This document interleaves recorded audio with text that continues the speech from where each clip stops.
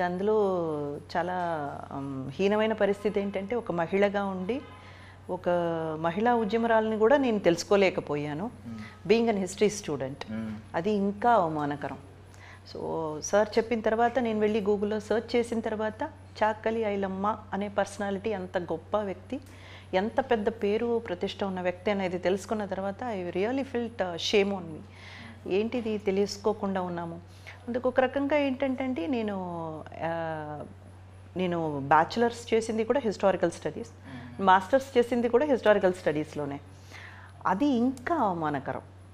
ఎందుకంటే మన హిస్టరీలో చాలా అన్టోల్డ్ స్టోరీస్ ఉన్నాయి, అన్సంగ్ హీరోస్ ఉన్నారు, అన్సంగ్ వారియర్స్ ఉన్నారు.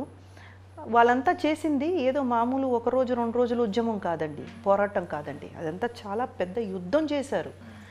ఎందుకు వాళ్ళ గురించి అంతా మనకు తెలియలేదు, అసలు ఎందుకు అలాగ టోటల్గా కనుమరుగు అయిపోయారనేది నాకు ఇంతవరకు అయితే అర్థం కాలేదు. నాకు సార్ ఈ క్యారెక్టర్ గురించి నరేషన్ ఇచ్చినప్పుడు నేను వెళ్ళి చదువుకున్నాను మొత్తం.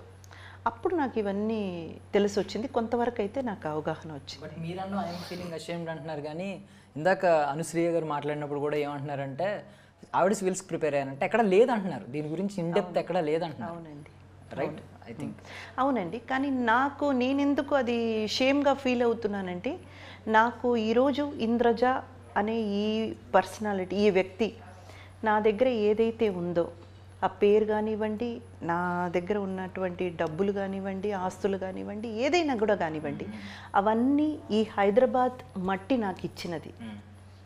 ముఖ్యంగా ఒక ఏమంటారు, మన తెలుగు ప్రేక్షకులు, తెలుగు వాళ్ళు నాకు ఇచ్చినది.